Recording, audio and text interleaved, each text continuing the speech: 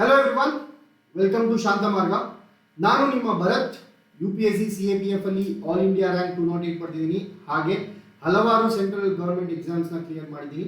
So ಇವತ್ತು ನಡೆದಂತಹ SDA exam ಏನಿತ್ತು, ಆ ಒಂದು SDA ಎಕ್ಸಾಮ್ ಕ್ವೆಶನ್ ಪೇಪರಲ್ಲಿ ಮೆಂಟಲ್ ಎಬಿಲಿಟಿನ ಡಿಕೋಡ್ ಮಾಡೋಣ. ಸೊ ಯಾವ ಟಾಪಿಕ್ಸಿಂದ ಬಂದಿತ್ತು, ಎಷ್ಟು ಕಷ್ಟ ಇತ್ತು, ಎಷ್ಟು ಸುಲಭವಾಗಿ ನಾವು ಇದನ್ನು ಸಾಲ್ವ್ ಮಾಡ್ಬೋದಾಗಿತ್ತು, ಇದನ್ನೆಲ್ಲ ನೋಡೋಣ ಈ ಒಂದು ವಿಡಿಯೋದಲ್ಲಿ. ಓಕೆ, ಸೊ ಹಾಗೆ IAS ಬಾಬಾ ಮತ್ತು ಶಾಂತ ಮಾರ್ಗ ಕೊಲ್ಯಾಬೊರೇಷನ್ ಏನು ನಡೆದಿದೆ ನಿಮ್ಗೆಲ್ಲರಿಗೂ ಗೊತ್ತಿರುತ್ತೆ. ಸೊ ಆ ಒಂದು ಕೊಲ್ಯಾಬೊರೇಷನ್ ಅಲ್ಲಿ ಮೆಂಟಲ್ ಎಬಿಲಿಟಿ ಕ್ರ್ಯಾಶ್ ಕೋರ್ಸ್ನ ಕೂಡ ನಾವು ಸ್ಟಾರ್ಟ್ ಮಾಡಿದ್ದೀವಿ. ಸೊ ಶಾಂತ ಮಾರ್ಗ ಕಡೆಯಿಂದ ನಾನು ಅಂದರೆ ಭರತ್ ಈ ಒಂದು ಮೆಂಟಲ್ ಎಬಿಲಿಟಿ ಕ್ಲಾಸಸ್ನ ತಗೋತಾ ಇರ್ತೀನಿ. ಸೊ ಈ ಒಂದು ಮೆಂಟಲ್ ಎಬಿಲಿಟಿ ಕ್ಲಾಸ್ ಯಾವ ರೀತಿಯಲ್ಲಿ ಡಿಸೈನ್ ಆಗಿರುತ್ತೆ ಅಂತ ಅಂದರೆ HYT ಮಾಡೆಲ್. ಓಕೆ, ಯಾವ ಟಾಪಿಕ್ ಓದಿದ್ರೆ ಆ ಟಾಪಿಕ್ ಇಂದ ಜಾಸ್ತಿ ಮಾರ್ಕ್ಸ್ ಬರಬೇಕಲ್ವಾ, ಅದಕ್ಕೆ ಜಾಸ್ತಿ ಫೋಕಸ್ ಮಾಡಿ ಹೇಳ್ಕೊಡುವಂತಹ ಒಂದು ಮೆಂಟಲ್ ಎಬಿಲಿಟಿ ಕ್ರ್ಯಾಶ್ ಕೋರ್ಸ್ನ ಈ ಒಂದು ಕೊಲಾಬರೇಷನ್ ಅಲ್ಲಿ ತಂದಿದ್ದೀವಿ. ಸೊ ಯಾರಿಗೆಲ್ಲ ಇಂಟ್ರೆಸ್ಟೆಡ್ ಇದೆ ಆ ಒಂದು ಮೆಂಟಲ್ ಎಬಿಲಿಟಿ ಕ್ಲಾಸಸ್ನ ಕೇಳಬೇಕು ಅಂತ ಈ ನಂಬರ್ಗೆ ನೀವು ಕಾಂಟ್ಯಾಕ್ಟ್ ಮಾಡ್ಬೋದು, 9620131843. ಓಕೆ, ಸೊ ಶುರು ಮಾಡೋಣ. ಇವತ್ತು ನಡೆದಂತಹ SDA ಕ್ವೆಶನ್ ಪೇಪರ್ ಅಲ್ಲಿ ಯಾವ ರೀತಿಯಾದಂತಹ ಕ್ವೆಶನ್ಸ್ ಇತ್ತು ಅಂತ. ಸೊ ಮೊದಲನೇದಾಗಿ ಒಂದು ಬ್ಲಡ್ ರಿಲೇಷನ್ ಕ್ವೆಶನ್ ಇತ್ತು. ಓಕೆ, ಬ್ಲಡ್ ರಿಲೇಷನ್ ಅಲ್ಲಿ ಏನಂತ ಕೊಟ್ಟಿದ್ರು, in a family of 6 members. So English ಅಲ್ಲೂ ಇದೆ, ಕನ್ನಡದಲ್ಲೂ ಇದೆ. ಯಾವುದ್ರಲ್ಲಿ ನಿಮಗೆ ಕಂಫರ್ಟಬಲ್ ಇರುತ್ತೆ ಅದನ್ನ ಓದ್ಕೊಂಡು ಸಾಲ್ವ್ ಮಾಡ್ಬೋದು. In a family of 6 members, Raju is the father of Rohit. Okay, so ಒಂದೊಂದಾಗೆ ಬಿಡಿಸ್ಕೊಂತ ಹೋಗೋಣ. ಏನ್ ಕೊಟ್ಟಿದ್ದಾರೆ ಇಲ್ಲಿ, ರಾಜು ರೋಹಿತ್ನ ತಂದೆ ಅಂತ ಕೊಟ್ಟಿದ್ದಾರೆ. ರಾಜು ರೋಹಿತ್ನ ತಂದೆ. ಸೊ ಹಾಗಾಗಿ ನಾನು ಏನಂತ ಬರ್ಕೊಂತೀನಿ, ರಾಜು ರೋಹಿತ್ನ ತಂದೆ. ಸೊ ಈ ಒಂದು ಬ್ಲಡ್ ರಿಲೇಷನ್ ಅಲ್ಲಿ ಯಾವುದು ಜಾಸ್ತಿ ಕನ್ಫ್ಯೂಸ್ ಆಗುತ್ತೆ ಅಂದ್ರೆ ಪುರುಷರು ಮತ್ತು ಮಹಿಳೆಯರನ್ನ ನಾವು ಸಿಂಬಲ್ ಹಾಕ್ಬೇಕು. ಓಕೆ, ಆ ಒಂದು ಸಿಂಬಲ್ ಅಲ್ಲಿ ಕನ್ಫ್ಯೂಸ್ ಆಗುತ್ತೆ. ಸೊ ನಾನೇನ್ ಮಾಡ್ತೀನಿ, ಸಿಂಬಲ್ ಹಾಕ್ಬೇಕಾದ್ರೆ ಅಕಸ್ಮಾತ್ ಅವ್ರು ಏನಾದ್ರು ಪುರುಷ ಅಂತ ಗೊತ್ತಾದ್ರೆ, ಕ್ವೆಶನ್ ಅಲ್ಲಿ ಅವರು ಪುರುಷ ಅಂತ ಗೊತ್ತಾದ್ರೆ ನಾನು ಅವರ ಹೆಸರ ಸುತ್ತ ಒಂದು ರೆಕ್ಟ್ಯಾಂಗಲ್ ಹಾಕೊಂತೀನಿ. ಅದೇ ಒಬ್ಬ ವ್ಯಕ್ತಿ ಮಹಿಳೆ ಅಂತ ಅಂದಾದ್ರೆ ಒಂದು ಸರ್ಕಲ್ ನ ಹಾಕೊಂತೀನಿ. ಓಕೆ, ಇಲ್ಲಿ ಕೇಳಿರುವಂತದ್ದು ರೋಹಿತ್ ರಾಜುವಿನ ತಂದೆ. ಓಕೆ, ಸೊ ರಾಜು ತಂದೆ ಆಗ್ತಾರಲ್ವಾ, ತಂದೆ ಅಂದ್ರೆ ಪುರುಷ, ಹಾಗಾಗಿ ನಾನು ಒಂದು ರೆಕ್ಟ್ಯಾಂಗಲ್ ಹಾಕೊಂಡಿದ್ದೀನಿ ಹೆಸರ ಸುತ್ತ. ಆಯ್ತಾ, ಆಮೇಲೆ ಏನಂತ ಕೊಟ್ಟಿದ್ದಾರೆ, ಆಶಾರನ್ನು ವಿವಾಹವಾಗಿರುತ್ತಾರೆ. ಓಕೆ, ಯಾರು ಆಶಾನ ವಿವಾಹ ಮಾಡ್ಕೊಂಡಿರ್ತಾರೆ, ರಾಜು ಅವರು ವಿವಾಹ ಮಾಡ್ಕೊಂಡಿರ್ತಾರೆ. ಸೊ ರಾಜು ಪುರುಷ ಆದ್ರೆ ಆಶಾ ಆಬ್ವಿಯಸ್ಲಿ ತಾಯಿ ಆಗ್ತಾರೆ. ರೋಹಿತ್ನ ತಾಯಿ ಯಾರಾಗ್ತಾರೆ, ಆಶಾ ಅವರಾಗ್ತಾರೆ. ಹಾಗೆ ಮುಂದೆ ಹೋಗ್ತಾ ಏನ್ ಕೊಟ್ಟಿದ್ದಾರೆ, ರಾಜುವಿನ ಸಹೋದರಿಯ ಹೆಸರು ರೇಖಾ. ಸೊ ರಾಜು ಇದ್ದಾರೆ, ರಾಜು ಅವರ ಸಹೋದರಿ ಯಾರು, ರೇಖಾ. ಸೊ ಇಲ್ಲಿ ನೋಡಿ, ಗಂಡ ಹೆಂಡತಿಗೆ ನಾನು ಒಂದು ಲೈನ್ ಹಾಕಿದ್ದೀನಿ, ಅಣ್ಣ ತಂಗಿಗೆ ನಾನು ಈ ರೀತಿ ಡಿನೋಟ್ ಮಾಡ್ಕೊಂಡಿದ್ದೀನಿ. ಓಕೆ, ಸೊ ನನ್ನ ಡಯಾಗ್ರಾಮ್ ಅಲ್ಲಿ ಎರಡು ಕನೆಕ್ಟ್ ಆಗಿದೆ, ಅದೇನಂತ ಅರ್ಥ, ಗಂಡ ಹೆಂಡತಿ ಅಂತ ಅರ್ಥ. ಈ ರೀತಿ ಕನೆಕ್ಟ್ ಆಗಿಲ್ಲದೆ ಈ ರೀತಿ ಕನೆಕ್ಟ್ ಆಗಿದ್ರೆ ಸಹೋದರ ಸಹೋದರಿ ಅಂತ ಅರ್ಥ ಬರುತ್ತೆ. ಆಯ್ತಾ, ಸೊ ಈಗ ರೇಖಾ ಅವರ ಮಗಳ ಹೆಸರು ಶ್ವೇತಾ. ರೇಖಾ ಅವರ ಮಗಳ ಹೆಸರು. ಸೊ ರೇಖಾಗೆ ಮದ್ವೆ ಆಗಿರುತ್ತೆ. ಓಕೆ, ಅವರ ಗಂಡನ ಹೆಸರನ್ನ ಕೊಟ್ಟಿಲ್ಲ ಕ್ವೆಶನ್ ಅಲ್ಲಿ, ಸೊ ನಮ್ಗೆ ಬೇಡ. ರೇಖಾ ಅವರ ಮಗಳು ಯಾರು, ಶ್ವೇತಾ. ಸೊ ಮಗಳು ಅಂತ ಹೇಳ್ತಿದ್ದಾರೆ, ಹಾಗಾಗಿ ನಾನು ಏನಂತ ಹಾಕೋತೀನಿ, ಸರ್ಕಲ್ ಹಾಕೋತೀನಿ. ಶ್ವೇತಾ ಮಗಳಾದ್ರು. ಹಾಗೆ ನೆಕ್ಸ್ಟ್ ಏನಂತ ಕೊಟ್ಟಿದ್ದಾರೆ, ರೋಹಿತ್ಗೆ ರೀತು ಎಂಬ ಸಹೋದರಿ ಇದ್ದಾಳೆ. ರೋಹಿತ್ಗೆ ರೀತು ಎಂಬ, ಸೊ ನಾನು ಅಗೇನ್ ಏನ್ ಮಾಡ್ತಾ ಇದ್ದೀನಿ, ರೀತುನ ಈ ತರ ಬರ್ಕೊಂಡು ಹಿಂದೆ ಸರ್ಕಲ್ ಹಾಕೋತೀನಿ. ಓಕೆ, ಸೊ ರಾಜು ಆಶಾ ತಂದೆ ತಾಯಿ ಆಗಿರ್ತಾರೆ. ರೋಹಿತ್ ರಾಜು ಮತ್ತು ಆಶಾ ಮಗ. ಹಾಗೆ ರಾಜು ಮತ್ತೆ ಆಶಾನ ಮಗಳು ಯಾರು, ರೀತು. ಸೊ ಕ್ವೆಶನ್ ಏನಂತ ಇದೆ, ಹಾಗಾದರೆ ರಾಜು ರೀತುನೊಂದಿಗೆ ಯಾವ ರೀತಿಯ ರಕ್ತ ಸಂಬಂಧ ಹೊಂದಿದ್ದಾರೆ. How is Raju related to Ritu. So ರೀತುವಿನ ತಂದೆ ಯಾರಾಗ್ತಾರೆ, ರಾಜು ಆಗ್ತಾರೆ. ಸೊ ರೀತುವಿನ ತಂದೆ ರಾಜು. ತುಂಬಾ ಸಿಂಪಲ್, ತುಂಬಾ ಸರಳವಾಗಿ ಕೊಟ್ಟಿದ್ದಂತಹ ಕ್ವೆಶನ್ ಇದು. ಓಕೆ, ಬ್ಲಡ್ ರಿಲೇಷನ್ ಅಲ್ಲಿ ಇದೇ basic concept, basic question.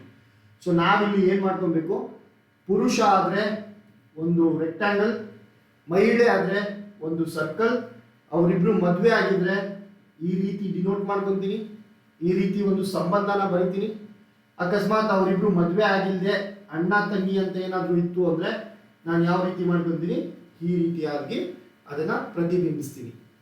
Okay, ಇದಿಷ್ಟು ಮಾಡ್ತು ಅಂತಂದರೆ ಬ್ಲಡ್ ರಿಲೇಷನ್ ಯಾವ ಕ್ವೆಶನ್ನ ಬೇಕಾದ್ರೂ ಈಸಿಯಾಗಿ ಆನ್ಸರ್ ಮಾಡ್ಬೋದು. ಸೊ ನೆಕ್ಸ್ಟ್ ಕ್ವೆಶನ್ ಹೋಗೋಣ.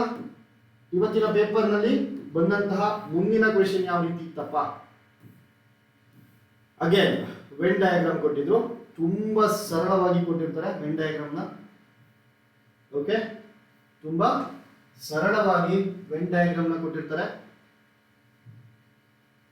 ಸೊ ಏನಂತ ಕೊಟ್ಟಿದ್ದಾರೆ, study the following diagram carefully and answer the given question. So ಇಲ್ಲಿ ಟ್ರಯಾಂಗಲ್ ಕೊಟ್ಟಿದ್ದಾರೆ, ಒಂದು ಸರ್ಕಲ್ ಕೊಟ್ಟಿದ್ದಾರೆ, ಒಂದು ರೆಕ್ಟ್ಯಾಂಗಲ್ ನ ಕೊಟ್ಟಿದ್ದಾರೆ. ಆಯ್ತಾ, ಒಂದು ಸರ್ಕಲ್ ಕೊಟ್ಟಿದ್ದಾರೆ, ಒಂದು ಟ್ರಯಾಂಗಲ್ ನ ಕೊಟ್ಟಿದ್ದಾರೆ, ಒಂದು ರೆಕ್ಟ್ಯಾಂಗಲ್ ನ ಕೊಟ್ಟಿದ್ದಾರೆ. ಸೊ ಇದರಲ್ಲಿ ಸರ್ಕಲ್ ನ ಏನಂತ ಕೊಟ್ಟಿದ್ದಾರೆ, ದ ಟ್ರಯಾಂಗಲ್ ರೆಪ್ರೆಸೆಂಟ್ಸ್ ವುಮೆನ್. ಇಲ್ಲಿ ಟ್ರಯಾಂಗಲ್ ಏನಿದೆ, ತ್ರಿಕೋನ ಏನಿದೆ, ಅದನ್ನ ನಾವು ವಿಮೆನ್ ಅಂತ ಬರ್ಕೊಂತೀವಿ. ಓಕೆ, ಸೊ ಟ್ರಯಾಂಗಲ್ ಇರೋರೆಲ್ಲ ಯಾರು, ಮಹಿಳೆಯರು. Next circle represents married people. ಈ ಸರ್ಕಲ್ ಏನ ರೆಪ್ರೆಸೆಂಟ್ ಮಾಡುತ್ತೆ ಅಂದ್ರೆ ಮದುವೆ ಆಗಿರುವವರನ್ನ, ವಿವಾಹಿತರನ್ನ ಡಿನೋಟ್ ಮಾಡುತ್ತೆ. ಹಾಗಾಗಿ ಇದನ್ನ ಮ್ಯಾರಿಡ್ ಅಂತ ಬರ್ಕೊಳ್ಳೋಣ, ಮ್ಯಾರಿಡ್ ಪೀಪಲ್. ಹಾಗೆ ರೆಕ್ಟ್ಯಾಂಗಲ್ ಏನನ್ನ ರೆಪ್ರೆಸೆಂಟ್ ಮಾಡುತ್ತೆ ಅಂದ್ರೆ ಎಂಪ್ಲಾಯೀಸ್, ಕೆಲಸಗಾರರನ್ನ. ಆಯ್ತಾ, ಸೊ ಈ ರೆಕ್ಟ್ಯಾಂಗಲ್ ಏನಾಯ್ತು, ಎಂಪ್ಲಾಯೀಸ್ ಆಯ್ತು. ಸೊ ನಮಗೆ ಕೇಳ್ತಾ ಇರುವಂತಹ ಕ್ವೆಶನ್ ಏನು, what is the sum of numbers which represent women who are married but not employees. So women ಆಗಿರ್ಬೇಕು, ಆದರೆ ಮ್ಯಾರಿಡ್ ಕೂಡ ಆಗಿರ್ಬೇಕು, ಆದರೆ ಎಂಪ್ಲಾಯೀಸ್ ಆಗಿರಬಾರ್ದು. ಸೊ ಎಂಪ್ಲಾಯೀಸ್ ಆಗಿರಬಾರ್ದು ಅಂತ ಅಂದ ತಕ್ಷಣ ರೆಕ್ಟ್ಯಾಂಗಲ್ ಅಲ್ಲಿ ಇರುವಂತಹ ನಂಬರ್ಸ್ ಎಲ್ಲ ಹೋಗುತ್ತೆ, ಎಂಪ್ಲಾಯೀಸ್ ಅಲ್ಲ. ಹಾಗಾಗಿ 5 ಹೋಯ್ತು, 6 ಹೋಯ್ತು, 7 ಹೋಯ್ತು ಅಲ್ವಾ. ಸೊ ವಿಮೆನ್ ಆಗಿರ್ಬೇಕು, ವಿಮೆನ್ ಅಂದ್ರೆ ಟ್ರಯಾಂಗಲ್ ಅಲ್ಲಿ ಇರೋದು ಮಾತ್ರ ಆಗಿರ್ಬೇಕು. ಟ್ರಯಾಂಗಲ್ ನ ಈಚೆ ಇರುವಂತದ್ದು ಹೋಯ್ತು, 3 ಹೋಗುತ್ತೆ. ನೆಕ್ಸ್ಟ್ ಏನ್ ಕೊಟ್ಟಿದ್ದಾರೆ, they should be married also. So married ಎಲ್ಲಿ ಇರ್ತಾರೆ, ಇದೊಂದು ಇದೊಂದು.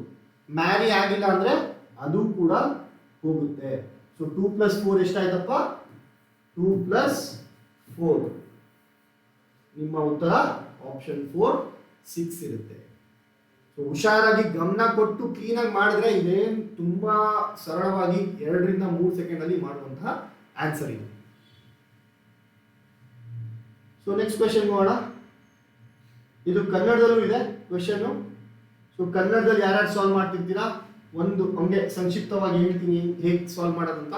ಈ ಟ್ರಯಾಂಗಲ್ ಅಂದ್ರೆ ಏನು, ವಿಮೆನ್ ಮಹಿಳೆಯರು. ಈ ಸರ್ಕಲ್ ಅಂದ್ರೆ ಏನಪ್ಪ, ಈ ಸರ್ಕಲ್ ಅಂದ್ರೆ ವಿವಾಹಿತರು, ಮ್ಯಾರಿಡ್ ಪೀಪಲ್. ಓಕೆ, ವಿವಾಹಿತರು. ಈ ರೆಕ್ಟ್ಯಾಂಗಲ್ ಏನಿದೆ, ಆಯುತ ಅಂತ ನಾವೇನ್ ಕರಿತೀವಿ, ಆ ಆಯುತ ಏನ್ ಡಿನೋಟ್ ಮಾಡುತ್ತೆ, ಅವರು ಕೆಲಸ ಮಾಡ್ತಿರ್ತಾರೆ ಅಂತ ಅರ್ಥ ಆಗುತ್ತೆ. ಸೊ ಇಲ್ಲಿ ನಮ್ಗೆ ಕೇಳ್ತಾ ಇರೋದು ಮಹಿಳೆ ಆಗಿರ್ಬೇಕು, ಮದುವೆ ಆಗಿರ್ಬೇಕು, ಜೊತೆಗೆ ಎಂಪ್ಲಾಯೀಸ್ ಆಗಿರಬಾರ್ದು. ಎಂಪ್ಲಾಯೀಸ್ ಆಗಿರಬಾರ್ದು ಅಂದಿದ ತಕ್ಷಣ ನಮ್ಗೆ ಈ ಟ್ರಯಾಂಗಲ್ ಅಲ್ಲಿ ಏನೇನಿತ್ತು ಅಲ್ಲ, ಈ ರೆಕ್ಟ್ಯಾಂಗಲ್ ಅಲ್ಲಿ ಆಯುತದಲ್ಲಿ ಏನೇನಿತ್ತು ಅದೆಲ್ಲ ಕ್ಯಾನ್ಸಲ್ ಆಗ್ಬಿಡುತ್ತೆ. ಮ್ಯಾರಿಡ್ ಆಗಿರ್ಬೇಕಂತೆ, ಮ್ಯಾರಿಡ್ ಆಗಿರ್ಬೇಕು ಅಂತ ಅಂದ್ರೆ ಸರ್ಕಲ್ ಇಂದ ಈಚೆ ಏನಿರುತ್ತೆ ಅದು ಕ್ಯಾನ್ಸಲ್ ಆಗ್ಬಿಡುತ್ತೆ. ವಿಮೆನ್ ಆಗಿರ್ಬೇಕು ಅಂತಾಗ ಟ್ರಯಾಂಗಲ್ ಅಲ್ಲಿ ಇರೋದು ಮಾತ್ರ ಆಗುತ್ತೆ. ಹಾಗಾಗಿ ಈ 1 ಕ್ಯಾನ್ಸಲ್ ಆಗುತ್ತೆ, ಯಾಕಂದ್ರೆ ಈ 1 ಅವಿವಾಹಿತ. ವಿವಾಹಿತ ಅಂದ್ರೆ ಸರ್ಕಲ್ ಒಳಗಡೆ ಇರಬೇಕು, ಸರ್ಕಲ್ ಇಂದ ಈಚೆ ಇರುವಂತಹ 1 ಕೂಡ ಎಲಿಮಿನೇಟ್ ಆಗುತ್ತೆ.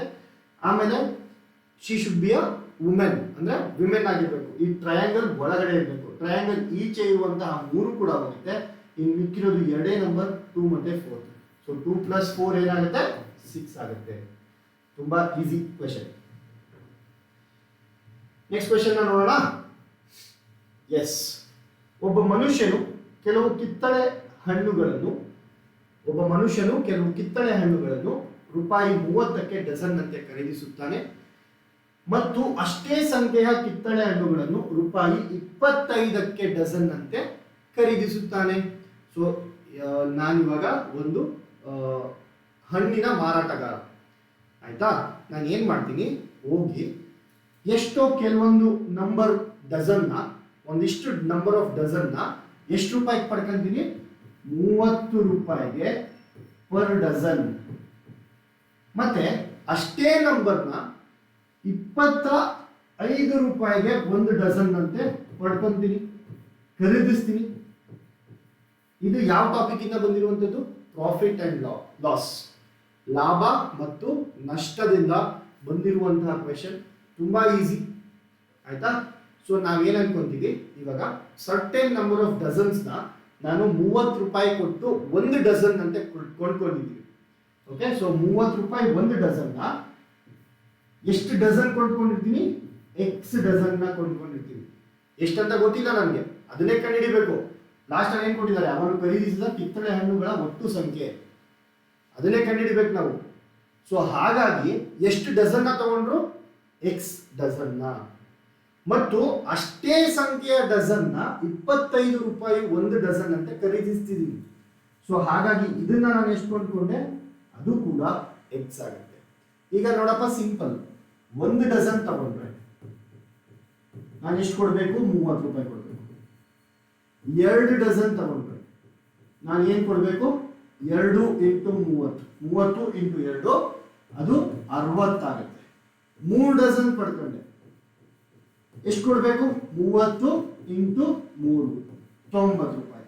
ಇದೇ ರೀತಿ ನಾನೇನಾದ್ರೂ ಎಕ್ಸ್ ಡಜನ್ನ ತಗೊಂಡ್ರೆ, ಎಕ್ಸ್ ಡಜನ್ ಕಿತ್ತಳೆ ಹಣ್ಣ 30 ರೂಪಾಯಿನಂತೆ ತಗೊಂಡ್ರೆ ನಾನು ದುಡ್ಡು ಎಷ್ಟು ಕೊಡಬೇಕಾಗುತ್ತೆ, 30x ರೂಪೀಸ್. ಸಿಂಪಲ್. 30 ರೂಪಾಯಿನಂತೆ ಒಂದು ಡಜನ್ನ ನಾನು ಕೊಂಡ್ಕೊಂಡ್ರೆ 30 ರೂಪಾಯಿ ಕೊಡಬೇಕು.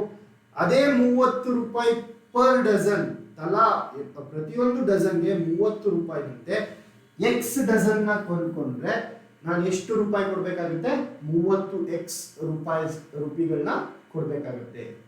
ಸೊ ಹಾಗಾಗಿ ಇಲ್ಲಿ ಏನಾಗುತ್ತೆ, ಈ 30 ರೂಪಾಯಿ ಪರ್ ಡಜನ್ನ ಎಷ್ಟು ಎಕ್ಸ್ ಡಜನ್ನ ತಗೊಂಡಿದ್ದೀನಲ್ವಾ, ಸೊ ಹಾಗಾಗಿ ಆ ಒಂದು ಆರೆಂಜಸ್ಗೆ, ಈ ಒಂದು ಕಿತ್ತಳೆ ಹಣ್ಣಿಗೆ ನಾನು ಎಷ್ಟು ರೂಪಾಯಿ ಕೊಡ್ತೀನಿ, 30x ರೂಪೀಸ್. ಆಯ್ತಾ. ಸೇಮ್ ಒಂದು ಡಜನ್ಗೆ 25 ರೂಪಾಯಿ ಆದ್ರೆ ಎಕ್ಸ್ ಡಜನ್ಗೆ ಎಷ್ಟು ರೂಪಾಯಿನ ಕೊಡ್ತೀನಿ, 25x ರೂಪೀಸ್ನ ಕೊಡ್ತೀನಿ. ಒಂದು ಡಜನ್ ತಗೊಂಡ್ರೆ 25 ರೂಪಾಯಿ, 2 ಡಜನ್ ತಗೊಂಡ್ರೆ 25 ಇಂಟು 2, 3 ಡಜನ್ ತಗೊಂಡ್ರೆ 25 ಇಂಟು 3, 4 ಡಜನ್ ತಗೊಂಡ್ರೆ 25 ಇಂಟು 4. ಅದೇ ರೀತಿ ಎಕ್ಸ್ ಡಜನ್ನ ತಗೊಂಡ್ರೆ 25 into X, it is nothing but 25x. Okay, so 25x ಅಂತ ಬರ್ಕೊಂತೀನಿ. ಇದೇನು, ನಾನು ಕೊಂಡ್ಕೊಳ್ಳೋದಕ್ಕೆ ಕೊಟ್ಟಿರುವಂತಹ ಖರ್ಚು, ನನಗೆ ಆಗಿರುವಂತಹ ಖರ್ಚು. ಈ ಒಂದು ಆರೆಂಜಸ್ನ ನಾನು ಖರೀದಿ ಮಾಡೋದಕ್ಕೆ ಕೊಟ್ಟಿರುವಂತಹ ದುಡ್ಡನ್ನ ನಾನು ಖರೀದಿಯ ಬೆಲೆ ಅಥವಾ ಕೊಂಡ ಬೆಲೆ ಅಂತ ಕರಿತೀನಿ. ಇಂಗ್ಲಿಷಲ್ಲಿ ಏನಂತ ಕರಿತೀನಿ, ಕಾಸ್ಟ್ ಪ್ರೈಸ್ ಅಂತ ಕರಿತೀನಿ, ಕೊಂಡ ಬೆಲೆ. ಹಾಗೆ ಇನ್ನೊಂದು ಏನು ಹೇಳ್ತಿದ್ದಾರೆ, ಇವಾಗ ನಾನು ಎಕ್ಸ್ ಡಜನ್ಸ್ನ 30 ರೂಪಾಯಿಗೆ ತಗೊಂಡಿದ್ದೀನಿ, ಇನ್ನೊಂದು ಎಕ್ಸ್ ಡಜನ್ನ 25 ರೂಪಾಯಿಗೆ ತಗೊಂಡಿದ್ದೀನಿ. ಇವಾಗ ನನ್ನ ಹತ್ರ ಎಷ್ಟು ಡಜನ್ಸ್ ಇದಾವೆ, ಇಲ್ಲೊಂದು ಎಕ್ಸ್ ಡಜನ್, ಇಲ್ಲೊಂದು ಎಕ್ಸ್ ಡಜನ್, ಅಂದ್ರೆ 2x ಡಜನ್ ಬಾಳೆಹಣ್ಣು ನನ್ನ ಹತ್ರ ಇದಾವೆ. ಬಾಳೆಹಣ್ಣು, ಕಿತ್ತಳೆ ಹಣ್ಣು. 2x ಡಜನ್ ಕಿತ್ತಳೆ ಹಣ್ಣು ನನ್ನ ಬಳಿ ಇವಾಗ ಇದೆ. ಸೊ ಈ 2x ಡಜನ್ನ ನಾನು ಎಷ್ಟು ರೂಪಾಯಿಗೆ ಮಾರ್ತೀನಿ, ಅವನು ಆ ಹಣ್ಣುಗಳನ್ನು 32 ರೂಪಾಯಿ ಡಜನ್ ಅಂತೆ, ರೂಪಾಯಿ 32ಕ್ಕೆ ಪ್ರತಿ ಡಜನ್ ಅಂತೆ ಅಂತ ಅಂದಾಗ ಎಷ್ಟು ಲಾಭ ಆಯಿತು, 270 ರೂಪಾಯಿಯಷ್ಟು ಲಾಭ ಆಗುತ್ತೆ. ಸೊ ಇವಾಗ ನನ್ನ ಹತ್ರ ಇರುವಂತಹ ಕಿತ್ತಳೆ ಹಣ್ಣಿನ ಸಂಖ್ಯೆ ಎಷ್ಟು, 2x ಡಜನ್ಸ್. ಸೊ ನಾನು ಒಂದು ಡಜನ್ನ 37 ರೂಪಾಯಿ ಮಾಡ್ತೀನಿ, 32 ರೂಪಾಯಿ ಮಾಡ್ತೀನಿ. ಒಂದು ಡಜನ್ನ 32 ರೂಪಾಯಿ ಮಾಡ್ತೀನಿ. ಅಕಸ್ಮಾತ್ ನನ್ನ ಹತ್ರ 2 ಡಜನ್ ಇತ್ತು ಅಂದ್ರೆ ನಾನು ಎಷ್ಟು ರೂಪಾಯಿ ಮಾಡ್ತೀನಿ, 2 ಡಜನ್ ಇತ್ತು ಅಂದ್ರೆ 64 ರೂಪಾಯಿ ಮಾಡ್ತೀನಿ. ಅಂದ್ರೆ ಏನಿದ್ರ ಅರ್ಥ 32 ಇಂಟು 2. ಅದೇ ನನ್ನ ಹತ್ರ 3 ಡಜನ್ ಇತ್ತು ಅಂದ್ರೆ 3 ಡಜನ್ ಕಿತ್ತಳೆ ಹಣ್ಣು ಇತ್ತು ಅಂದ್ರೆ 32 ಇಂಟು 3. ಇದೇ ರೀತಿ ನನ್ನ ಹತ್ರ 2x ಡಜನ್ ಇತ್ತು ಅಂದ್ರೆ ನಾನು ಎಷ್ಟು ರೂಪಾಯಿ ಮಾರ್ಬೇಕು ಅದನ್ನ 32 into 2x which is nothing but 64x ರುಪೀಸ್ಗೆ ನಾನು ಮಾರಬೇಕಾಗುತ್ತೆ. ಸೊ ಇದು ನನ್ನ ಯಾವ ಬೆಲೆ ಆಯಿತು, ಇದು ನನ್ನ ಮಾರಾಟ ಬೆಲೆ ಆಯಿತು. ಸೊ 64x ಏನಿದೆ ಇದು ನನ್ನ ಮಾರಾಟ ಬೆಲೆ ಆಯಿತು. ನಾನು ಕೊಂಡ್ಕೊಂಡೆ ಎಷ್ಟು ರೂಪಾಯಿಗೆ 30 ಪ್ಲಸ್ 25x ಟೋಟಲ್ 55x ಏನು, ಈ 56x ಏನಾಯ್ತು ನನ್ನ ಕೊಂಡ ಬೆಲೆ ಆಯಿತು. ಈ 64x ಏನು ನಾನು ಮಾರಾಟ ಮಾಡಿರುವಂತಹ ಬೆಲೆ. ಸೊ ಇವೆರಡನ್ನು ಸಬ್ಟ್ರಾಕ್ಟ್ ಮಾಡಿದ್ರೆ ನನಗೆ ಏನು ಬರುತ್ತೆ, ನನಗೆ ಎಷ್ಟು ಲಾಭ ಬಂತು ಅಂತ, ನಾನು ಎಷ್ಟು ರೂಪಾಯಿ ಕೊಟ್ಟು ಕೊಂಡ್ಕೊಂಡೆ, ನಾನು ಎಷ್ಟು ರೂಪಾಯಿ ಮಾರಿದೆ. ಸೊ ಇಲ್ಲಿ 55x ರುಪೀಸ್ಗೆ ನಾನು ಮಾರಿದ್ದೀನಿ, ಕೊಂಡ್ಕೊಂಡಿದ್ದೀನಿ, 64 ರೂಪಾಯಿಗೆ ನಾನು ಮಾರಿದ್ದೀನಿ. ಹಾಗಾದರೆ ನನಗೆ ಬಂದಂತಹ ಲಾಭ ಎಷ್ಟು, 9x. Okay, 9x is my profit. ಅಂದರೆ 9x ನಮ್ಮ ಪ್ರಾಫಿಟ್ ಆಯಿತು. ನನಗೆ ಲಾಭ ಎಷ್ಟು ಬಂತು, 9x ರುಪೀಸ್ ಲಾಭ ಬಂತು. ಆದರೆ ಕ್ವೆಶನ್ನ ಪ್ರಕಾರ ಲಾಭ ಎಷ್ಟಪ್ಪ, 970 ರೂಪಾಯಿಗಳು, 270 ರುಪೀಸ್, 970 ಅಲ್ಲ 270 ರುಪೀಸ್ ಕ್ವೆಶನ್ನ ಪ್ರಕಾರ. ಆದರೆ ನನ್ನ ಆನ್ಸರ್ನ ಪ್ರಕಾರ ನನಗೆ ಎಷ್ಟು ಬಂತು, 9x ಬಂತು. ಕರೆಕ್ಟ್ ಅಲ್ವಾ, 9x ಬಂದಿರುತ್ತೆ. ಇಲ್ಲಿ ನೋಡೋಣ. ಸೊ ಇದಿಷ್ಟು ಕ್ವೆಶನ್ ನೋಡಿದಾಗ ನನಗೆ ಪ್ರಾಫಿಟ್ ಎಷ್ಟು ಬಂತು, ಪ್ರಾಫಿಟ್ ನನಗೆ 9x ರುಪೀಸ್ ಪ್ರಾಫಿಟ್ ಬಂತು. ಪ್ರಾಫಿಟ್ ಎಷ್ಟು ಬಂತಪ್ಪ ನನಗೆ, 9x ರುಪೀಸ್. ಆದರೆ ಕ್ವೆಶನ್ನ ಪ್ರಕಾರ ಪ್ರಾಫಿಟ್ ಎಷ್ಟು, 270 ರೂಪಾಯಿಗಳು. ಸೊ 9x 270 ಅಂತಂದ್ರೆ x ಬೇಕಂದ್ರೆ ನಾನು ಏನ್ ಮಾಡ್ತೀನಿ, 270 x ಜೊತೆ ಇರುವಂತಹ 9ನ ಆ ಕಡೆ ಕಳಿಸ್ತೀನಿ. ಆ ಕಡೆ ಕಳಿಸಿದಾಗ ನ್ಯೂಮರೇಟರ್ ಅಲ್ಲಿ ಇರುವಂತದ್ದು ಡಿನಾಮಿನೇಟರ್ ಬರುತ್ತೆ. 9 1s 9 3s 27 0s. So x is equal to 30. ಅಂದ್ರೆ ಒಂದು x ನ ಬೆಲೆ ಎಷ್ಟು, 30. ಆದ್ರೆ ನಾನು ಕೊಂಡ್ಕೊಂಡಿದ್ದು ಎಷ್ಟು ಡಜನ್ನ, ಇಲ್ಲೊಂದು x ಡಜನ್ ಅಂದ್ರೆ ಇಲ್ಲೊಂದು 30 ಡಜನ್ನ, ಇಲ್ಲೊಂದು 30 ಡಜನ್ನ. ಹಾಗಾಗಿ ನನ್ನ ಹತ್ರ ನಾನು ಕೊಂಡ್ಕೊಂಡಂತಹ ಡಜನ್ಸ್ ಎಷ್ಟು, 60 ಡಜನ್ಸ್ ಆಗುತ್ತೆ. 60 ಡಜನ್ ನಮ್ಮ ಆನ್ಸರ್ ಆಗುತ್ತೆ. ಕ್ವೆಶನ್ ನೋಡಿ ಇನ್ನೊಂದ್ಸರಿ. ಎಸ್, ಎಷ್ಟನೇ option, option A will be the right answer. ಏನು, 60 ಡಜನ್. ಇದು ಅಕಾಡೆಮಿಕ್ ಅಪ್ರೋಚ್ ಅಲ್ಲಿ ಕಾನ್ಸೆಪ್ಟ್ ವೈಸ್ ನಾನು ಮಾಡ್ತೀನಿ ಅಂತ ಅಂದ್ರೆ, ಬಟ್ ಕಾಂಪಿಟೇಟಿವ್ ಎಕ್ಸಾಮ್ ಅಲ್ಲಿ ನಾನು ಏನ್ ಮಾಡಬೇಕಿತ್ತು, ಕಾಂಪಿಟೇಟಿವ್ ಎಕ್ಸಾಮ್ ಅಲ್ಲಿ ಸಿಂಪಲ್ ರೇಷಿಯೋ ಮೆಥಡ್. ನಾನು 1 ಡಜನ್ನೇ ತಗೊಂಡೆ ಅನ್ಕೊಂತೀನಿ, 1 ಡಜನ್ನೇ ತಗೊಂಡೆ. ಸೊ 1 ಡಜನ್ನ ಎಷ್ಟು ರೂಪಾಯಿ ತಗೊಂಡೆ, 30 ರೂಪಾಯಿ ತಗೊಂಡೆ. ಇನ್ನೊಂದು ಡಜನ್ನ ಎಷ್ಟು ರೂಪಾಯಿ ತಗೊಂಡೆ, 25 ರೂಪಾಯಿಗೆ ತಗೊಂಡೆ. ಸೊ ಟೋಟಲ್ 2 ಡಜನ್ಗೆ ನನಗೆ ಎಷ್ಟು ಬಂತು, 2 ಡಜನ್ಗೆ ನನಗೆ 55 ರೂಪಾಯಿ ಕೊಟ್ಟು ತಗೊಂಡಿದ್ದೀನಿ. 55 ರೂಪಾಯಿನ ಕೊಟ್ಟು ತಗೊಂಡಿದ್ದೀನಿ. ಅದೇ 2 ಡಜನ್ನ ನಾನು ಎಷ್ಟು ರೂಪಾಯಿ ಮಾರ್ತಾ ಇದ್ದೀನಿ, 1 ಡಜನ್ಗೆ 32 ರೂಪಾಯಿ ಮಾರಿದ್ರೆ 2 ಡಜನ್ಗೆ ನಾನು 64 ರೂಪಾಯಿ ಮಾರ್ತಾ ಇದ್ದೀನಿ. ಸೊ ನಾನು ಕೊಟ್ಟಿದ್ದಷ್ಟು 55, ನಾನು ಮಾರಿದಷ್ಟಕ್ಕೆ 64 ರೂಪಾಯಿಗೆ. ಸೊ ನನ್ನ ಲಾಭ ಎಷ್ಟು, 9. ನನ್ನ ಪ್ರಕಾರ 9, ಆದರೆ ಕ್ವೆಶನ್ನ ಪ್ರಕಾರ ಈ 9 ಯಾವುದಕ್ಕೆ ಸಮಾನ, ಈ 9 270ಕ್ಕೆ ಸಮಾನ. ಹಾಗಾದ್ರೆ 1 ಎಷ್ಟಕ್ಕೆ ಸಮ ಆಗುತ್ತೆ, 9 1 9 30. ಸೊ 1 30ಕ್ಕೆ ಸಮ ಆದ್ರೆ ನನ್ನ ಹತ್ರ ಇರುವಂತಹ ಡಜನ್ಸ್ 2 ಆಗುತ್ತೆ. 1 30ಕ್ಕೆ ಸಮ ಅಂದ್ರೆ 2 ಎಷ್ಟಕ್ಕೆ ಸಮ ಆಗುತ್ತೆ, 60ಕ್ಕೆ ಸಮ ಆಗುತ್ತೆ. ಸೊ ಬ್ಲೈಂಡ್ ಆಗಿ ಇಷ್ಟೇ ಮಾಡ್ಬಿಟ್ರೆ ನಿಮಗೆ ಅರ್ಥ ಆಗಲ್ಲ. ಫಸ್ಟು ಅಕಾಡೆಮಿಕ್ ಅಪ್ರೋಚ್ ಹೇಳ್ಕೊಡ್ಬೇಕು. ಕಾನ್ಸೆಪ್ಟ್ ಗೊತ್ತಿರಬೇಕು. ಅದಾದ್ಮೇಲೆ ಇದನ್ನ ಅಪ್ಲೈ ಮಾಡಿ, ತುಂಬಾ ಸರಳವಾಗಿ ಆನ್ಸರ್ ಬರುತ್ತೆ. ಸೊ ಈ ಒಂದು ಮೆಥಡ್ನ ನೀವು ಮಾಡ್ಬೇಕಂತ ಅಂದ್ರೆ ಆ ಒಂದು ಮೆಥಡ್ ಅಲ್ಲಿ ಪ್ರಾಕ್ಟೀಸ್ನ ಚೆನ್ನಾಗಿ ಮಾಡಿರ್ಬೇಕು ನೀವು, ಆಯ್ತಾ? ಅವಾಗಿನೇ ಇದನ್ನ ನೀವು ಅಪ್ಲೈ ಮಾಡೋಕ್ಕಾಗಲ್ಲ. ಓಕೆ, ಸೊ ಕಾನ್ಸೆಪ್ಟ್ ಅಲ್ಲಿ ಚೆನ್ನಾಗಿ ಮಾಡಿ ಪ್ರಾಕ್ಟೀಸ್ ಮಾಡ್ತಾ ಮಾಡ್ತಾ ಮಾಡ್ತಾ ಯಾವ ಮೆಥಡ್ ಅಲ್ಲಿ ನೀವು ಮಾಡ್ಬೋದು, ಈ ಒಂದು ಮೆಥಡ್ ಅಲ್ಲಿ ಮಾಡ್ಬೋದು. ಎರಡೇ ಲೈನ್ ಇಂದ ಆನ್ಸರ್ ಬರುತ್ತೆ. ಓಕೆ, ಇಲ್ಲಿ ಎರಡು ಡಜನ್ 55 ರೂಪಾಯಿ. ಇನ್ನೂ ಚೆನ್ನಾಗಿ ಪ್ರಾಕ್ಟೀಸ್ ಮಾಡಿದ್ರಿ ಅನ್ಕೊಳ್ಳಿ, ನಾನು ಇಲ್ಲೇ ಆ್ಯಡ್ ಮಾಡ್ಬಿಡ್ತೀನಿ 30 ರೂಪಾಯಿ 25 ರೂಪಾಯಿ ಅಂದರೆ 55 ರೂಪಾಯಿಗಳು. ನಾನು ಮಾರಿದ ಎಷ್ಟಕ್ಕೆ 32 ರೂಪಾಯಿಗೆ 2 ಡಜನ್ ಇದ್ದಾವೆ. ಹಾಗಾಗಿ 64 ಮೈನಸ್ 55 ಏನಾಯಿತು, 9 ಆಯಿತು. ಆದರೆ ಈ 9 ನನ್ನ ಲಾಭ ಏನಿದೆ 270ಕ್ಕೆ ಸಮ ಆಗುತ್ತೆ. 9 270ಕ್ಕೆ ಸಮ ಆದರೆ 1 ಎಷ್ಟಕ್ಕೆ ಸಮ ಆಗುತ್ತೆ, 30ಕ್ಕೆ ಸಮ ಆಗುತ್ತೆ. ಅಂದರೆ ನನ್ನ ಹತ್ರ 2 ಡಜನ್ ಇದ್ದಾವೆ ಅಲ್ವಾ? ಸೊ ನನ್ನ ಹತ್ರ 2 ಡಜನ್ ಇದ್ದಾಗ ಎಷ್ಟು ಡಜನ್ಗಳಾಗುತ್ತೆ, 60 ಡಜನ್. ಸೊ ನೋಡಿ, ಇದೊಂದು ಲೈನು ಇದೊಂದು ಲೈನು, ಎರಡೇ ಲೈನಲ್ಲಿ ಆನ್ಸರ್ ಬರುತ್ತೆ. ಚೆನ್ನಾಗಿ ಪ್ರಾಕ್ಟೀಸ್ ಮಾಡಬೇಕಾದ್ರೆ. ಓಕೆ, ನೆಕ್ಸ್ಟ್ ಕ್ವೆಶ್ಚನ್ ನೋಡೋಣ.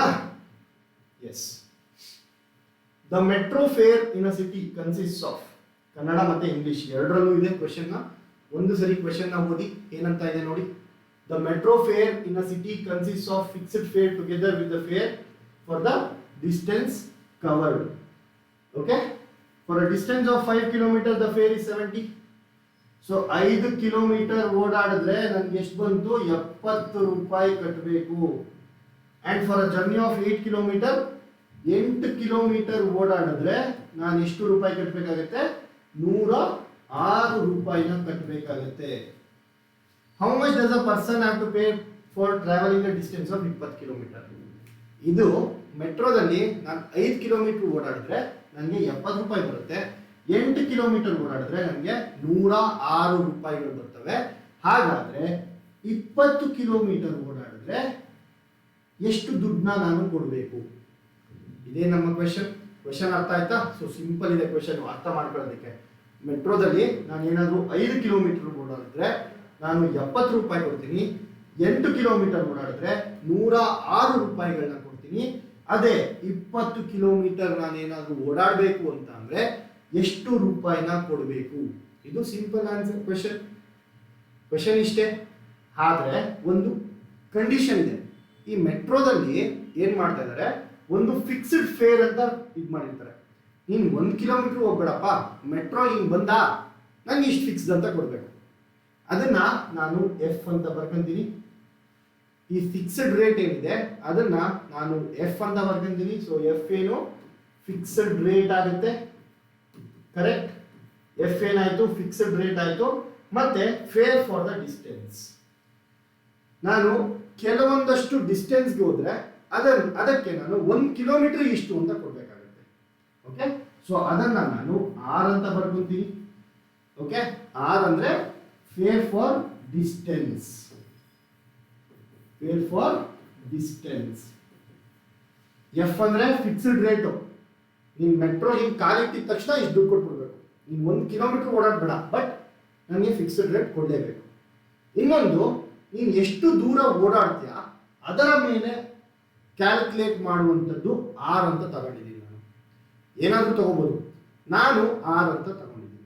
ಓಕೆ, ಇದಿಷ್ಟು ಕ್ವೆಶನ್. ಆನ್ಸರ್ನ ಮಾಡೋಣ, ಹೇಗೆ ಮಾಡೋದು. ಸೊ ಕ್ವೆಶನ್ ಅರ್ಥ ಆಗಿದ್ರೆ, ಸೊ ಎಫ್ ಇತ್ತು ಫಿಕ್ಸ್ಡ್ ರೇಟ್, ಆರ್ ಇತ್ತು ಫೇರ್ ಅಲ್ವಾ? ಆರ್ ಅಂದ್ರೆ ಏನು, ಫೇರ್ ಫಾರ್ ಡಿಸ್ಟೆನ್ಸ್. ಎಫ್ ಅಂದ್ರೆ ಏನು, fixed rate. Okay, yes. So ಇವಾಗ ನಾನು 5 ಕಿಲೋಮೀಟರ್ಗೆ ಹೋಗ್ಬೇಕಂದ್ರೆ 5 ಕಿಲೋಮೀಟರ್ ಮೆಟ್ರೋದಲ್ಲಿ ಓಡಾಡ್ತಾ ಇದ್ದೀನಿ ಅಂತ ಅಂದ್ರೆ, ಇಲ್ಲಿ ನೋಡಿ, ಮೆಟ್ರೋ ಗೇಟ್ನ ದಾಟಿದ ತಕ್ಷಣ ನಾನು ಏನ್ ಮಾಡಬೇಕು, ಎಫ್ ರುಪೀಸ್ನ ಕೊಡಬೇಕು, ಫಿಕ್ಸ್ಡ್ ರೇಟ್ ಕೊಡಬೇಕು. ಜೊತೆಗೆ 5 ಕಿಲೋಮೀಟರ್ ಹೋಗೋದಕ್ಕೆ ಆರ್ ಅನ್ನುವಂಥದ್ದನ್ನ ಕೊಡಬೇಕಾಗುತ್ತೆ. ಸೊ 1 ಕಿಲೋಮೀಟರ್ ಹೋದ್ರೆ 6 ರುಪೀಸ್, 2 ಕಿಲೋಮೀಟರ್ ಹೋದ್ರೆ 2R, 3 ಕಿಲೋಮೀಟರ್ ಹೋದ್ರೆ 3R rupees. 4 ಕಿಲೋಮೀಟರ್ ಹೋದ್ರೆ 4R rupees. 5 ಕಿಲೋಮೀಟರ್ ಹೋದ್ರೆ ನಾನು ಎಷ್ಟು ಕೊಡಬೇಕು? 5R rupees. ಸೊ ಹಾಗಾಗಿ F ಪ್ಲಸ್ 5R. ಓಕೆ, ಅರ್ಥ ಆಯ್ತಾ? F ಪ್ಲಸ್ 5R rupees ನಾನು ಕೊಡಬೇಕಾಗತ್ತೆ. ಸೊ ಇದು ಅರ್ಥ ಆಗಿದ್ರೆ ನೆಕ್ಸ್ಟ್ ಹೋಗೋಣ. F ಪ್ಲಸ್ 5R rupees ನಾನು ಕೊಡಬೇಕು, ಆದ್ರೆ ನಾನು ಕೊಟ್ಟಿರುವಂತದ್ದು ಎಷ್ಟು? 70 ರೂಪಾಯಿ. Okay, 70 rupees. ನೆಕ್ಸ್ಟ್ 106 ರೂಪಾಯಿ ಕೊಟ್ಟಿದ್ದೀನಿ. ಎಲ್ಲಿ? ಎಷ್ಟು ಕಿಲೋಮೀಟರ್ ಓಡಾಡೋಕ್ಕೆ? 8 ಕಿಲೋಮೀಟರ್ ಓಡಾಡೋಕ್ಕೆ. ಮೆಟ್ರೋ ಅಲ್ಲಿ ಕಾಲಿಟ್ಟಿದ ತಕ್ಷಣ ನಾನು ಏನು ಕೊಡಬೇಕು? F ಕೊಡಬೇಕು. 1 ಕಿಲೋಮೀಟರ್ಗೆ 6 ರೂಪೀಸ್ನ ನಾನು ಕೊಡಬೇಕಾಗತ್ತೆ. ಹಾಗಾದ್ರೆ 8 ಕಿಲೋಮೀಟರ್ಗೆ ನಾನು ಎಷ್ಟು ಆರ್ನ ಕೊಡಬೇಕು? 8R ರೂಪೀಸ್ನ ಕೊಡಬೇಕಾಗುತ್ತೆ.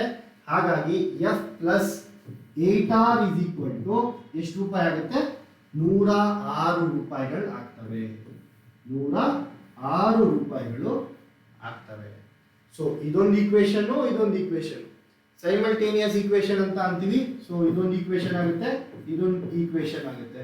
ಸೈಮಲ್ಟೇನಿಯಸ್ ಈಕ್ವೇಶನ್ ನ ಹೆಂಗ್ ಕ್ಯಾನ್ಸಲ್ ಮಾಡ್ತೀವಿ, ಹೆಂಗೆ ಸಾಲ್ವ್ ಮಾಡ್ತೀವಿ? ಮೈನಸ್ ಅಂತ ತಗೊಂಡ್ರೆ ಇದರಲ್ಲಿರುವಂತಹ ಸಂಕೇತಗಳೆಲ್ಲ ಚೇಂಜ್ ಆಗುತ್ತೆ. ಇಲ್ಲಿ ಮೈನಸ್ ನ ತಗೊಂಡ್ರೆ ಇದೇನಾಗುತ್ತೆ? ಪ್ಲಸ್ ಇರುವಂತದ್ದು ಮೈನಸ್ ಆಯ್ತು, ಇಲ್ಲಿ ಪ್ಲಸ್ ಇರುವಂತದ್ದು ಸಹ ಮೈನಸ್ ಆಯ್ತು. Okay, F minus F 0. 5R minus 8R ಏನಾಯ್ತು? ಮೈನಸ್ 3R ಆಯ್ತು. Is equal to 106 minus 70 minus 36 ರೂಪಾಯಿಗಳಾಯ್ತು. ಓಕೆ, ಇಲ್ಲಿರುವಂತಹ ಮೈನಸ್, ಇಲ್ಲಿರುವಂತಹ ಮೈನಸ್ ಕ್ಯಾನ್ಸಲ್ ಮಾಡ್ತೀನಿ. 3 1 3 12 ಅಂದರೆ 1R ಇಸ್ ಈಕ್ವಲ್ ಟು 12 ರೂಪಾಯಿಗಳು. 1R ಎಷ್ಟಾಯ್ತು? 12 ರೂಪಾಯಿ ಆಯ್ತು. ಇವಾಗ ಈ R ನ ಇಲ್ಲಿಗೆ ನಾನು ಸಬ್ಸ್ಟಿಟ್ಯೂಟ್ ಮಾಡ್ತೀನಿ. ನನ್ಗೆ ಏನ್ ಗೊತ್ತು? F plus 5R is equal to 70 ಅಂತ ಗೊತ್ತು. ನನಗೆ R ಗೊತ್ತು ಎಷ್ಟು? 12. F plus 5 into 12 is equal to 70. 5 into 12 ಎಷ್ಟು? 60 ರೂಪಾಯಿ. ಓಕೆ, ಈ 60 ರೂಪಾಯಿನ ಈ ಕಡೆ ಕಳಿಸಿದಾಗ ಏನಾಗುತ್ತೆ? F is equal to 70 minus 60 ಅಂದ್ರೆ F is equal to 10 rupees. So F ಗೊತ್ತಾಯ್ತು ನನಗೆ 10 ರೂಪೀಸ್ ಅಂತ. F ಏನು? 10 ರೂಪೀಸ್. R ಗೊತ್ತಾಯ್ತು ನನಗೆ ಏನಂತ? 12 ರೂಪಾಯಿ ಅಂತ. ಹಾಗಾದ್ರೆ ನಾನು 20 ಕಿಲೋಮೀಟರ್ ಹೋಗ್ಬೇಕಂದ್ರೆ ನಾನು ಎಷ್ಟು ದುಡ್ಡನ್ನ ಪಾವತಿ ಮಾಡಬೇಕು? 20 ಕಿಲೋಮೀಟರ್ ಮೆಟ್ರೋ ಇಂದ ಗೇಟ್ ಒಳಗಡೆ ಹೋಗಿದ ತಕ್ಷಣ ನಾನು ಎಷ್ಟು ರೂಪಾಯಿ ಕೊಡಬೇಕು? 10 ರೂಪಾಯಿ ಕೊಡಬೇಕು. ಜೊತೆಗೆ 1 ಕಿಲೋಮೀಟರ್ಗೆ 12 ರೂಪಾಯಿ ಅಂದ್ರೆ 20 ಕಿಲೋಮೀಟರ್ಗೆ ಎಷ್ಟು ರೂಪಾಯಿ ಆಯಿತು? 240 ರೂಪೀಸ್. ಸೊ ಟೋಟಲ್ ಏನಾಗುತ್ತೆ? 250 ರೂಪಾಯಿಗಳನ್ನ ನಾವು ಪಾವತಿ ಮಾಡಬೇಕಾಗುತ್ತೆ. ತುಂಬಾ ಸರಳವಾದಂತಹ ಪ್ರಶ್ನೆ, ಆದರೆ ಆ ಒಂದು ಕಾಂಪಿಟೇಟಿವ್ ಎಕ್ಸಾಮ್ ಅಲ್ಲಿ, ಎಕ್ಸಾಮ್ನ ಕಂಡೀಷನ್ ಅಲ್ಲಿ, ಎಕ್ಸಾಮ್ನ ಪ್ರೆಷರ್ಗೆ ಇದರಲ್ಲಿ ಸರಳವಾದ ಪ್ರಶ್ನೆಗಳನ್ನು ತಪ್ಪು ಮಾಡುವಂತಹ ಸಾಧ್ಯತೆಗಳು ಹೆಚ್ಚಾಗಿರ್ತವೆ. ಓಕೆ, ಸೊ ಹಾಗಾಗಿ ನಾನು ಅವಾಗಿಂದ ಏನ ಜಾಸ್ತಿ ಫೋಕಸ್ ಮಾಡ್ತಾ ಇದ್ದೀನಿ, ನಿಮ್ಮ ಕಾನ್ಸೆಪ್ಚುಯಲ್ ಕ್ಲಾರಿಟಿ ಸ್ಟ್ರಾಂಗ್ ಆಗಿರಬೇಕು. ನಿಮ್ಮ ಕಾನ್ಸೆಪ್ಟ್ಸ್ ಕ್ಲಿಯರ್ ಆಗಿತ್ತು ಅಂದ್ರೆ ಏನಾಗುತ್ತೆ? ಈಸಿಯಾಗಿ ಸುಲಭವಾಗಿ ಆನ್ಸರ್ನ ಮಾಡ್ತೀವಿ. ಸೊ ಯಾರಿಗೆಲ್ಲ ಮೆಂಟಲ್ ಎಬಿಲಿಟಿ ಕ್ರ್ಯಾಶ್ ಕೋರ್ಸ್ನ ಅವಶ್ಯಕತೆ ಇದೆ, ನಮ್ಮ ಶಾಂತ ಮಾರ್ಗದಂತಹ ಕಾಂಟ್ಯಾಕ್ಟ್ ನಂಬರ್ ನಿಮಗೆ ನಾವು ಡಿಸ್ಕ್ರಿಪ್ಷನ್ ಬಾಕ್ಸ್ ಅಲ್ಲಿ ಹಾಕಿರ್ತೀವಿ. ಹಾಗೆ IAS ಬಾಬಾದ ಕಾಂಟ್ಯಾಕ್ಟ್ ನಂಬರ್ ಕೂಡ ನಾವು ಡಿಸ್ಕ್ರಿಪ್ಷನ್ ಬಾಕ್ಸ್ ಅಲ್ಲಿ ಹಾಕಿರ್ತೀವಿ. ಸೊ ಎರಡರಲ್ಲೂ ಸಹ ನೀವು ಕಾಂಟ್ಯಾಕ್ಟ್ ಮಾಡಿ ಈ ಒಂದು ಮೆಂಟಲ್ ಎಬಿಲಿಟಿ ಕ್ರ್ಯಾಶ್ ಕೋರ್ಸ್ಗೆ ಜಾಯಿನ್ ಆಗ್ಬೋದು. ಓಕೆ, ನೆಕ್ಸ್ಟ್ ಕ್ವೆಶ್ಚನ್ ಹೋಗೋಣ. ಸೊ ಇಲ್ಲಿ ಆನ್ಸರ್ ನೋಡಿ, ಆನ್ಸರ್ ಏನ್ ಬಂತು? 250 ರೂಪೀಸ್ ಬಂತು. ಎಷ್ಟನೇ ಆಪ್ಷನ್ ಆನ್ಸರ್? ಆಪ್ಷನ್ 3, 250. ಆಪ್ಷನ್ 3 ಆಯ್ತಾ? ತುಂಬಾ ಸರಳವಾಗಿತ್ತು. ಇದಂತೂ ರೀಸನಿಂಗ್ ಅಲ್ಲಿ ಕೋಡಿಂಗ್ ಮತ್ತೆ ಡಿಕೋಡಿಂಗ್ ಅನ್ನುವಂತಹ ಟಾಪಿಕ್ ಮೇಲೆ ಬಂದಿದ್ದಂತಹ ಕ್ವೆಶನ್. ಸೊ ನಾನು ಯಾವಾಗಲೂ ಹೇಳ್ತಾ ಇರ್ತೀನಿ, ಕೋಡಿಂಗ್ ಮತ್ತೆ ಡಿಕೋಡಿಂಗ್ ಮಾಡೋದಕ್ಕಿಂತ ಮುಂಚೆ ನಾವು ಏನ್ ಮಾಡ್ಕೊಂಡಿರ್ಬೇಕು, ಒಂದು ಟೇಬಲ್ ನ ಬರ್ಕೊಬೇಕು. ಯಾವ ರೀತಿಯಾದಂತಹ ಟೇಬಲ್? ABCD table. ಎಲ್ರಿಗೂ ಗೊತ್ತಿರುತ್ತೆ ABCD. ಸೊ ABCD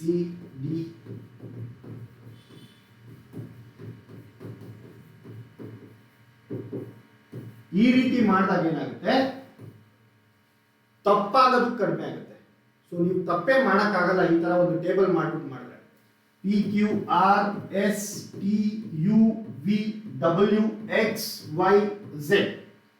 ಸೊ ಇವಾಗ ನಾನು ನಂಬರ್ಸ್ ನ ಬರೀತೀನಿ 1 2 3 ಅಂತ. 1 2 3 4 5 6 7 8 9 10 11 12 13. ಈ ಕಡೆಯಿಂದ ಉಲ್ಟಾ 14 15 16 17 18 19 20 21 22 23 24 25 26. ಈ ಒಂದೇ ಟೇಬಲ್ ನಲ್ಲಿ 4 ಲಾಭಗಳಿರ್ತವೆ. ಯಾವುದೆಲ್ಲ ಲಾಭಗಳಿರ್ತವೆ ಮುಂದೆ ನೋಡೋಣ, ಕ್ಲಾಸ್ ಅಲ್ಲಿ ನೋಡೋಣ. ಆದರೆ ಇವಾಗ ಕ್ವೆಶ್ಚನ್ ಆನ್ಸರ್ ಮಾಡಬೇಕಾದ್ರೆ ನಮ್ಗೆ ಏನ್ ಬೇಕು? ಎ ನ ವ್ಯಾಲ್ಯೂ ಎಷ್ಟು? 1. ಬಿ ನ ವ್ಯಾಲ್ಯೂ ಎಷ್ಟು? 2. ಸಿ ನ ವ್ಯಾಲ್ಯೂ ಎಷ್ಟು? 3. ಡಬ್ಲ್ಯೂ ನ ವ್ಯಾಲ್ಯೂ ಎಷ್ಟು? 23. ಯು ನ ವ್ಯಾಲ್ಯೂ ಎಷ್ಟು? 21. ಎಚ್ ನ ವ್ಯಾಲ್ಯೂ ಎಷ್ಟು? 8. ಆರ್ ನ ವ್ಯಾಲ್ಯೂ ಎಷ್ಟು? 18. ಕೆ ನ ವ್ಯಾಲ್ಯೂ ಎಷ್ಟು? 11. ಸೊ ಇದು ನಮಗೆ ಗೊತ್ತಿರಬೇಕು. ಓಕೆ, ಈ ಒಂದು ಟೇಬಲ್ ಗೊತ್ತಿತ್ತು ಅಂದ್ರೆ ಇವಾಗ ಕ್ವೆಶ್ಚನ್ ನೋಡಿ.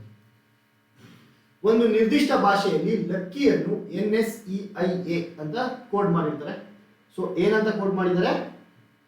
ಲಕ್ಕಿ ಅನ್ನೋದನ್ನ NSEA, ಲಕ್ಕಿ ಅನ್ನುವಂಥದ್ದನ್ನ NSEIA ಅನ್ನೋದ್ರಲ್ಲಿ ಕೋಡ್ ಮಾಡಿರ್ತಾರೆ. ಸೊ ಹಾಗಾಗಿ ನಾನು ಏನಂತ ಬರ್ಕೊಂತೀನಿ, LUCKY. ಲಕ್ಕಿ ಅನ್ನುವಂಥದ್ದನ್ನ ಏನಂತ ಕೋಡ್ ಮಾಡಿದ್ದಾರೆ? NSEIA ಅಂತ ಕೋಡ್ ಮಾಡಿದ್ದಾರೆ.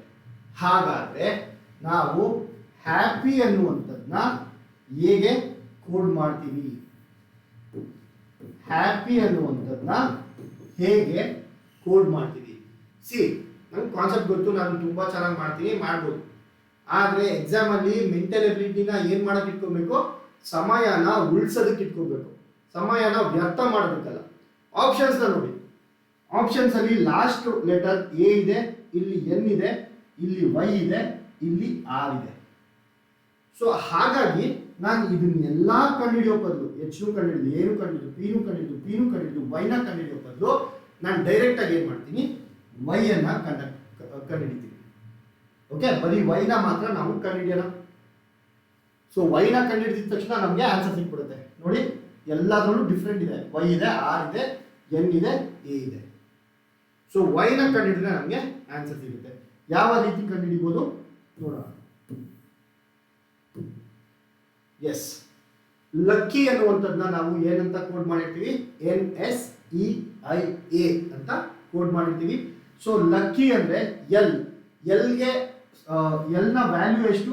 L is equal to 12. So L ನ 12 ಅಂತ ಬರ್ಕೊಂತೀನಿ. ಯು ಎಷ್ಟಕ್ಕೆ ಸಮಾನ ಆಗುತ್ತೆ? 21ಕ್ಕೆ ಸಮಾನ ಆಗುತ್ತೆ. ಸಿ ಎಷ್ಟಕ್ಕೆ ಸಮಾನ ಆಗುತ್ತೆ? 3ಕ್ಕೆ ಸಮಾನ ಆಗುತ್ತೆ. ಕೆ ಎಷ್ಟಕ್ಕೆ ಸಮಾನ ಆಗುತ್ತೆ? 11. ಕೆ 11ಗೆ ಸಮ ಆಗುತ್ತೆ. ವೈ ಅನ್ನುವಂಥದ್ದು 25ಕ್ಕೆ ಸಮ ಆಗುತ್ತೆ. ಅದೇ ರೀತಿ NSEIA ಗೆ ಬರೆಯೋಣ. N 14, S 19, E ಅನ್ನುವಂಥದ್ದು 5, I ಅನ್ನುವಂಥದ್ದು 9, A ಅನ್ನುವಂಥದ್ದು 1. ಸೊ 12 ಪ್ಲಸ್ 2 ಮಾಡಿದ್ರೆ ಏನಾಯ್ತು? 14 ಆಯಿತು. 21 ಮೈನಸ್ 2 ಮಾಡಿದ್ರೆ ಏನಾಯ್ತು? 19 ಆಯಿತು. 3 ಪ್ಲಸ್ 2 ಮಾಡಿದ್ರೆ ಏನಾಯ್ತು? 5 ಆಯಿತು. 11 ಮೈನಸ್ 2 ಮಾಡಿದ್ರೆ ಏನಾಯ್ತು? 9 ಆಯಿತು. 25 ಪ್ಲಸ್ 2, 25 ಪ್ಲಸ್ 2 27 ಅಲ್ವಾ ಸರ್ ಅಂತ ಕೇಳಬೇಕು, ಕೇಳಬಾರ್ದು. 25 ಪ್ಲಸ್ 1 26, ತಿರ್ಗಾ ಪ್ಲಸ್ 1 1 ಆಗುತ್ತೆ. ಸೊ 26 ಮೇಲೆ ಎಷ್ಟೇ ಬಂದ್ರು ಅದನ್ನ 1 ಅಂತ ಕನ್ಸಿಡರ್ ಮಾಡಬೇಕಾಗುತ್ತೆ. ಓಕೆ, 26 ಮೇಲೆ 1 ಜಾಸ್ತಿ ಇದ್ರೆ ಅದು 1, 26 ಮೇಲೆ 2 ಜಾಸ್ತಿ ಇದ್ರೆ ಅದು 2 ಆಗುತ್ತೆ, 26 ಮೇಲೆ 3 ಜಾಸ್ತಿ ಇದ್ರೆ ಅದು 3 ಆಗುತ್ತೆ, 26 ಮೇಲೆ 4 ಜಾಸ್ತಿ ಇದ್ರೆ ಅದು 4 ಆಗುತ್ತೆ. ಓಕೆನಾ? ಸೊ ಇವಾಗ ಲಾಜಿಕ್ ಗೊತ್ತಾಯ್ತು ನಮಗೆ ಏನಂತ. ಈ y ಎಷ್ಟಕ್ಕೆ ಸಮಾನ?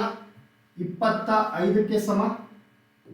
ಕರೆಕ್ಟ್, 25ಕ್ಕೆ ಸಮ ಆಗಿರುತ್ತೆ. ಸೊ y 25ಕ್ಕೆ ಸಮ ಆಗಿದೆ. ನಮಗೆ ಗೊತ್ತಿರುವಂತಹ ಕೋಡ್ ಏನು? +2 -2 +2 -2 +2. ಅದನ್ನು ಬರ್ಕೊಂತೀನಿ ನಾನು. +2 -2 +2 -2 +2. ಸೊ 25ಕ್ಕೆ +2 ಮಾಡಿದಾಗ ನಮ್ಗೆ ಏನು ಸಿಕ್ತು? A ಸಿಕ್ತು. ಸೊ ಆನ್ಸರ್ ಎಲ್ಲಿದೆ? ಆನ್ಸರ್ ಲಾಸ್ಟ್ ನಂಬರ್ A ಏನಿದೆ ಅದೇ ನಮ್ಮ ಆನ್ಸರ್ ಆಗಿರುತ್ತೆ. ಎಲ್ಲಿದೆ ನೋಡಿ ಆನ್ಸರ್. ಸೊ A ಎಲ್ಲಿದೆ? ಇಲ್ಲಿ JYRNA. ಇನ್ನ ಸುಲಭವಾಗಿ ಕಂಡುಹಿಡಿಬಹುದು.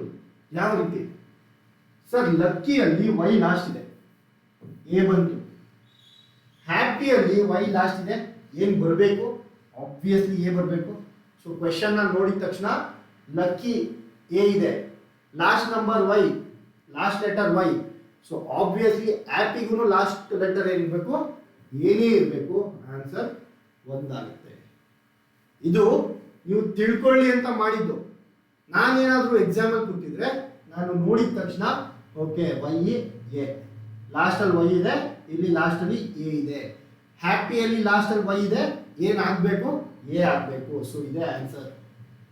ಒಂದೇ ಸೆಕೆಂಡ್. ಓಕೆನಾ? ನೆಕ್ಸ್ಟ್ ಕ್ವೆಶ್ಚನ್ ಮಾಡೋಣ. ತ್ರಿಭುಜದ ಕೋನಗಳು 3:2:7, 3:7:3:2:7 ನ ಅನುಪಾತದಲ್ಲಿದ್ದರೆ ಆ ತ್ರಿಭುಜದ ಕೋನಗಳು. ಸೊ ತ್ರಿಕೋನ ಅಂದ್ರೆ ಗೊತ್ತಲ್ಲ, ತ್ರಿಭುಜದ ಕೋನ, ಟ್ರಯಾಂಗಲ್.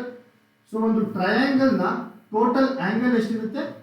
ಟೋಟಲ್ ಆಂಗಲ್ 180 ಡಿಗ್ರಿಗೆ ಸಮ ಆಗಿರುತ್ತೆ. So angle A, angle B, angle C. Angle A plus B plus C ಏನಾಗುತ್ತೆ? 180 ಡಿಗ್ರಿ ಆಗುತ್ತೆ. ಅಂಡ್ ಇದರ ಅನುಪಾತ ಕೊಟ್ಟಿದ್ದಾರೆ ಏನಂತ? 3:7 ಅಂತ. ಓಕೆ, 3:7 ಅಂತ ಕೊಟ್ಟಿರ್ತಾರೆ. ಅದನ್ನ ನಾವು 3x 2x 7x ಅನ್ಕೊಳ್ಳೋಣ. So 3x plus 2x plus 7x ಎಷ್ಟು? 180 ಡಿಗ್ರಿ. ಇದು ಎಷ್ಟು ಎಕ್ಸ್ಗಳಿದ್ದಾವೆ? 3 + 2 5, 5 + 7 12x ಎಷ್ಟಾಯ್ತು? 180 ಡಿಗ್ರಿ ಆಯ್ತು. So x ಎಷ್ಟಾಯ್ತಪ್ಪ? 12 1 12 1 12 6 ಕ್ಯಾರಿ ಆಗುತ್ತೆ. 12 5 60. ಸೊ 1x ಎಷ್ಟಾಯ್ತು? 15 ಡಿಗ್ರಿ. ಹಾಗಾದ್ರೆ 3x ಎಷ್ಟಾಯ್ತು? 45 ಡಿಗ್ರೀಸ್ ಆಯ್ತು. 1x ಅಂದ್ರೆ 15 ಡಿಗ್ರಿ, 3x ಅಂದ್ರೆ 15 × 3 45. ನೆಕ್ಸ್ಟ್ 2x ಇದೆ. 2x ಎಷ್ಟಾಯ್ತು? 15 × 2 30 ಡಿಗ್ರಿಗಳು. ಇನ್ನೊಂದು 7x ಇದೆ. 7 × 15 ಏನು ಬರುತ್ತೆ? 105 ಡಿಗ್ರಿಗಳು ಬರ್ತವೆ. 15 7 105. ಸೊ ಆನ್ಸರ್ ಏನು? ಇದು ಒಂದನ್ನ ಕಂಡಿಡಿದ್ರೆ ಸಾಕು. 45 ಡಿಗ್ರಿ ಅನ್ನುವಂಥದ್ದು ಒಂದನ್ನ ಕಂಡಿಡಿದ್ರೆ ಆನ್ಸರ್ ಸಿಗುತ್ತೆ. 45 ಡಿಗ್ರಿ, 30 ಡಿಗ್ರಿ, 105 ಡಿಗ್ರಿ ಅಂತ. ಓಕೆ, ತುಂಬಾ ಈಸಿ. ಸೊ ಇಲ್ಲಿಗೆ ಇವತ್ತಿನ ಕ್ಲಾಸ್ನ ಎಂಡ್ ಮಾಡೋಣ. ಸೊ ನಾಳಿನ ಕ್ಲಾಸಲ್ಲಿ ಮಿಕ್ಕಿದಂತಹ ಕ್ವೆಶನ್ಸ್, ಮೆಂಟಲ್ ಎಬಿಲಿಟಿ ಕ್ವೆಶನ್ಸ್ನ ಸಾಲ್ವ್ ಮಾಡೋಣ. ಸೊ ಯಾರಿಗೆಲ್ಲ ಮೆಂಟಲ್ ಎಬಿಲಿಟಿ ಕ್ರ್ಯಾಶ್ ಕೋರ್ಸ್ ಬೇಕು ಅವರು ಶಾಂತ ಮಾರ್ಗ ಅಥವಾ IAS ಬಾಬಾಗೆ ಕಾಂಟ್ಯಾಕ್ಟ್ ಮಾಡ್ಬೋದು. Thank you so much and have a nice day.